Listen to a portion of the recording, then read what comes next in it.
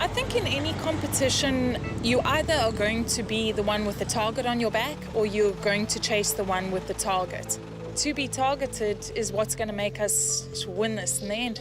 Good to see the other teams, we get a bit closer to them, and maybe there's a change in the leadership of who's in front. So we'll see how they pull up on this with their injuries and their confidence. How's it going, guys? Not just a big man, Terence also has the biggest injury to date. He cut his toe and required stitches. So it's a little bit swollen, but when the challenge starts, adrenaline takes over, everything takes over, so we'll see. So adrenaline is the key on this new day, with an entirely new challenge, which can put the rankings into a tailspin. This next challenge is a balancing one. It involves a rope meters above the ground. And just remember, our teams have no idea what they're going to be doing until just minutes before they start. Today's event involves a 1 kilometre military-style obstacle course through an isolated canyon.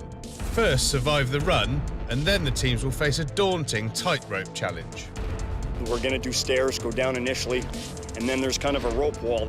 It's the first serious obstacle of many standing in their way. We all had to get over that, and then we had to climb up some stairs, turn around, come back, pick up a kettlebell. There's a rock with a big handle on it, and you had to run back up the stairs to a tightrope apparatus. Take the satchel and your team. Get to the top of the rope. Get across that without touching the ground. Bring that weight with you along the 3 loops, and then to the finish line. To add insult to injury, the temperature today is 31 degrees Celsius, with a suffocating humidity of 76%. After nearly a week of debilitating challenges, the athletes' bodies are starting to struggle. We're on a new day, new challenge. How you feeling? But people are sort of dropping like flies right now. It seems that maybe we can use that to our advantage, but we're down to 5 as well today, so we don't have 6. So that'll be a new challenge for us within it. As we learn from the tug-of-war challenge, the Photonis Ultimate Forces challenge awaits for no one. Team USA report to the start line, a man down. Be careful, the body is more important than the time. And with this warning by race officials, the games can begin. Team USA are up first. 1, go! Just 1 mile, but with little preparation. Part of the brutal game called UFC. We really didn't have an idea. We've never done anything like that. Being from the US, we don't really do any of that stuff where some of the European teams would have. So our tactic right off the bat was to be quick on the stairs. So far, so good. The next obstacle is the cargo net. The athletes must scale it or risk a penalty.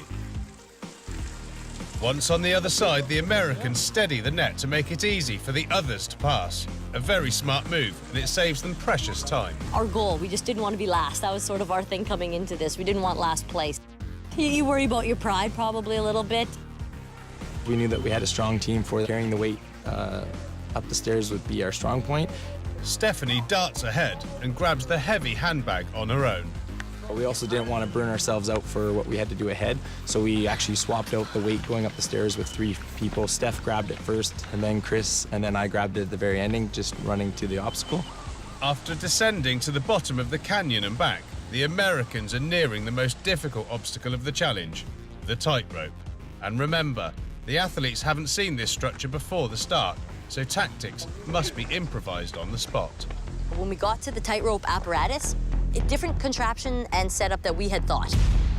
Our tactic was just to get a couple of people onto the rope and see sort of how we handle it.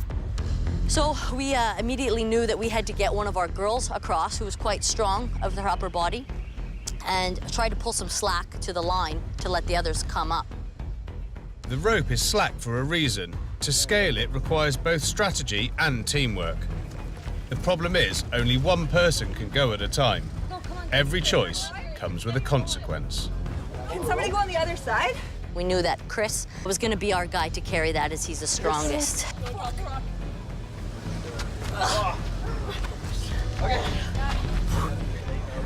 None of the American athletes have the grace of a professional climber, so they have to literally struggle for every inch forward.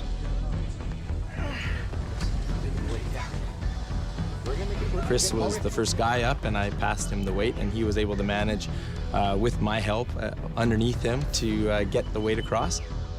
The rules state that the rock must be hoisted over the bamboo poles, but they don't say the rock must travel the entire distance in the air. Just pass it to me on the other side. Okay, you can drop it, yeah. Their strategy is paying off, proving that sometimes ingenuity trumps experience. And I felt it worked out pretty well. I think it was good for our first time. I was happy. We almost forgot to put it over the beam. That would have been a penalty, but we caught that one last minute, so that was good. And then we thought we'd get the rest of the crew up, and then I thought I'd take the last position and then continue on. I thought our technique was okay, and I thought we got over quite quickly. With 5 teams in the competition, there's no time to waste. The next team up is Team South Africa. Go! Despite his toe injury, Terence shows no sign of slowing down. Our strategy for the tightrope was quite different. We've got 3 really strong runners. So we wanted them to get ahead and get to the handbag and bring it up. However, as we got down to the bottom, we saw the net that we had to climb over. With their strength and weight, the South Africans expertly anchor the cargo net by pulling at its sides and stretching it taut. South Africa very wisely send their fastest runners forward to get a head start up the strenuous stairs. Celeste and I have got a lot of endurance on our side, so we took it to the starting point. Being the strongest runner doesn't necessarily mean the strongest for the handbag. But the decision for Diane and Celeste to go forward seems to be a wise one. It was a lot of fun. It quad burned like we have never, but it's what we used to. To be able to change your strategy on the spot is also something that I think we are figuring out, that we actually really quite good at it. Improvising can get you a long way, but the fatigue is already setting in after an explosive start. By the time they reach the top, they are worn out, and they still have to carry the rock over the tightrope structure.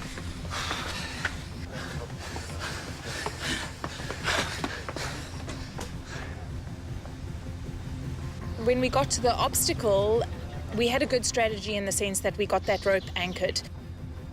Dina is the first to go, while the rest of the crew tried to keep the rope tight. I got you. Let's go. We sent people across and we moved the handbag like past the parcel. Sounds like a plan, but unfortunately for South Africa, this obstacle has the ability to make even the most professional athletes look amateur. Go! What are we doing? Come on! Go! Now someone needs to follow him and take it in the middle. Go! You gotta follow him. My tactic was to place the kettlebell, which looked like, onto my chest and hang at the bottom of the rope towards each pole. Let's go. It's not that easy to balance it on your stomach. It wants to roll out the side, so maybe in terms of speed it would have been the best, but you'd have to find a way to attach that weight to your body. Getting to the other side, someone would have to grab the weight for you. Come on, guys, come on. Come inside. It was a different idea, but maybe not the best idea at first. Guys, come, let's talking, let's go! Do something!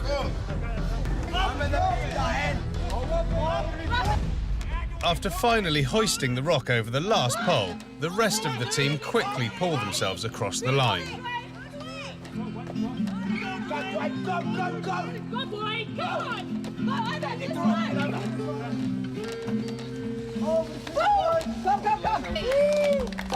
Team South Africa finish, but there are 3 other teams that are yet to compete. Team Belgium gather at the start line. Your attention! 3, 2, 1, go!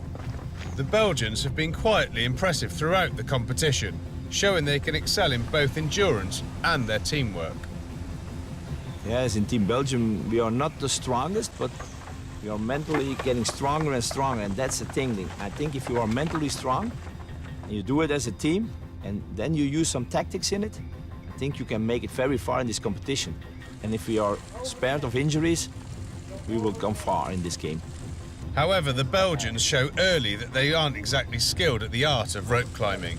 Instead of anchoring the net for each other, they lose time by scaling it on their own. The Belgians also seem so focused on going forward that they end up leaving someone behind. Bianca is really struggling to get over that cargo net. We are over the net, but it's pretty difficult for Bianca. She's not that good in climbing, so we have to help her a lot. So we have to stay together. Don't leave her, because when we leave her, she's not getting over it. Come on, Bianca! Come on! MMA fighter Rudy sprints back to help her scale the wall, but not before unnecessarily losing valuable seconds. Superman Rudy also takes charge of carrying the weight up the mountain. Bianca, she's struggling with it. She gets pretty emotional. While the other Belgians sprint in Rudy's wake, Eva waits for Bianca to catch up and offers her some much-needed motivation to help her up the hill. One more beast of an obstacle left for Team Belgium. The athletes already at the rope decide to proceed and not wait for Bianca and Eva. We help each other on the rope, because when you are to climb on the rope, I think it's very hard to do that one. So we're gonna use the step on my shoulders again, and then on the rope, and then we're gonna go over it with all the team.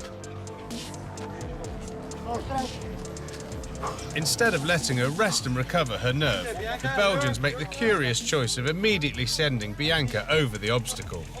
For Bianca, it was the first time to get on the rope. Tackling your fear head-on is often the best cure for fear. Bianca's teammates encourage her to push her beyond her limits.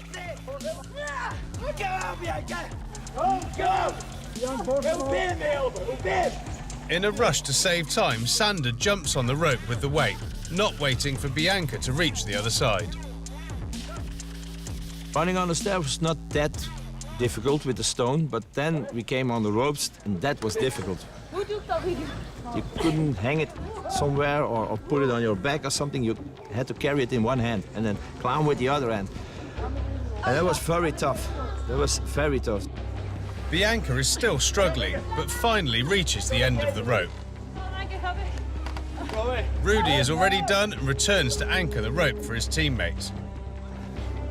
Meanwhile, Sander is carrying the rock from the very beginning all the way to the end. Go stand on the rope, Anka. Stand on the rope. On the rope. In the back. Come on. Can I drop it over? Can I drop it over? Sander successfully plants the handbag over the finish line. Now it's down to Bart and Eva to get to the end, while Rudy holds the rope. Just a few more meters, and Team Belgium are done.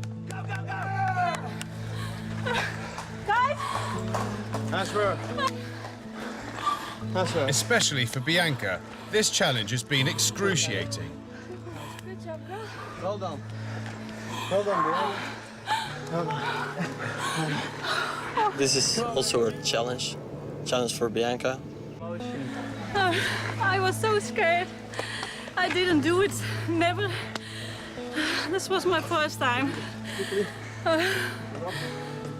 I didn't think I could do this. We did it as a team. We finished as a team. Yeah. 3, 2, 1, go! Team Canada and Australia have stepped up their game in the last two challenges. Last week they finished first and second in the brutal paddle battle on the water. Team Canada goes first. Climbing ropes isn't a big thing for our team. We don't do it a lot. We know where our strengths are and our weaknesses are. Some of the teams are very good cardio-wise and climbing-wise. We're not the strongest with running. We're not the strongest with climbing and stuff. As long as we work together as a team, I'm satisfied wherever we land in the standings. The Canadians are quick to anchor the net and even quicker to pass over the wall. Perhaps a tad too quick. I went over the net wall, got over the top. I'm like, I can clear this, and just jumped down, and that was my plan, but my foot got caught, and it did a bit of a face flip. But I'm okay. I wasn't hurt. Being the team's most all-round man, Matt carries the handbag up the mountain on his own. We had what they call a handbag. It's not. That's a lie. It's a giant rock with a handle. We knew we wanted Brooke to go first. Having run ahead, Brooke quickly scales the obstacle. Without the pressure of teammates around him, he is able to formulate a strategy as he makes his way over the bamboo poles. Being our heaviest guy, so that once he got over, he'd be able to provide an anchor to keep the tightrope taut. Meanwhile, the stairs are taking their toll on Matt. Once everybody is assembled at the rope, Paul sets out the tactics with the help of Brooke's assessment of the rope. Some of us are weaker on the ropes than others, so instead of just climbing straight up like a rope climb, we kind of pulled the rope back initially for a 45, so it was easier for the weaker persons to climb that rope to get to the top. Smart tactics, but Team Canada seem to have their own problems. I'm afraid of heights, so I remember when I got to the top, I looked down and I'm like, oh boy, I hope I can do this. And I told myself I can, and I kept going. Without looking down, JJ tries to make it to the other side and succeeds. Once we got to the top, they passed me the rock and we did the loops. One strong in the back and then kind of moved as a team throughout. I thought we did really well on that one. It was a little bit slow, but my team, we worked really well together, got each other across, we had no penalties. Matt, their anchor, climbs over the obstacle and finishes the job. It was a lot of fun. Like, that one was neat. They did really well in setting that up. 1, 2, 3! True north jump! Last but not least, Team Australia. 2, 1, go! We had to run down these old stairs, very uneven, made it very difficult, quite steep, particularly for my wife, who's about 5 foot tall. When the Australians get to the cargo net, they adopt a strategy commonly referred to as every man for himself. Our tactic was just to keep moving. Heads up bums. Wayne, Australia's go-to guy when it comes to endurance, reaches the rock first and runs ahead alone. Keep that rock. Keep going, keep going. You get up there. With some athletes still busy with the running and the stairs, Victoria is the first to try to conquer the rope. Keep that momentum going was our tactic. Not to have big gaps between the people because that's going to delay it. So as soon as someone was up on the first bamboo, the next person was up, and Wayne was last, so he could use his height to help some of the people up as well. Embracing the same tactic as Team Belgium and Team Canada, strongman Adam carries the weight over the obstacle all on his own. Ready, Nikki, go. No. That's it. That game for us went really well up until the midpoint. Even with the rope not being as tight as it could be, Adam's speed is impressive. Robin Ann is there to help him finish it off. At this point, they're clearly out in front, but then disaster strikes. Use your leg. Okay, I'm going to get back up there. Tick-tock, fall or not, the clock keeps ticking. Nikki had a little bit of a stumble on the middle rope. She's just lost her balance when it's flicked a little bit, and she's come to the ground, but the great thing was my teammates who were free and had finished, they all ran in and helped her and got her up. Over. Nevertheless, this mistake cost them precious time. And to show how friendly and close everybody within this competition has become, we've heard from the sidelines all the other teams yelling and cheering on Nikki to get back up on the rope, and the little battler, she got back up on there and finished the rope. Got to here. That saved us that time to allow us to even get a good time with the mistake in the middle. It was a really good team effort. And with Australia crossing the finish line, all teams are done. Good girl, that was so No. You did well. You got back up. That was amazing. As good as it could have gone. Whereas one team bonds in the hardships, the other teams look back in regret. We were frustrated. We were down to 5, so that was one less guy that would have been more helpful getting up the tightrope and holding more slack in the line, that we would have got up quicker. Good job, guys. Good job, Nikki. It's one of these events where we did it well, we worked really well together. I remember when we finished, I was like, this feels slow. But there's only one way to find out how everybody has performed in this fatiguing challenge. The final results. Number 3, Team Australia. To beat two other teams still with that happening in the middle was a fantastic result for us. And look, if it didn't happen, yeah, we might have got first, but at the end of the day, we regrouped and walked away with a pretty great result. And then, the winner of the tightrope challenge, Team Belgium. We didn't expect that. We were like the others was much stronger, but we used the right tactic here, I think, and that's what we did. I'm very, very proud of Belgium. If you look at their set of skills and what they have, I think they're doing very, very well. Major, major respect for Belgium. With their win, the Belgians continue to quietly climb the leaderboard, while South Africa claims second place after recovering from a couple of hard losses. Team Australia, despite Nikki's fall, clocked in at third, followed by Team Canada. The Americans finished last for a second straight event. The result is that Team Australia remain in last place, followed by Canada. South Africa's second place finish in the challenge keeps them atop the rankings, while the Belgians' impressive performance pushes them into a shared second place with the USA.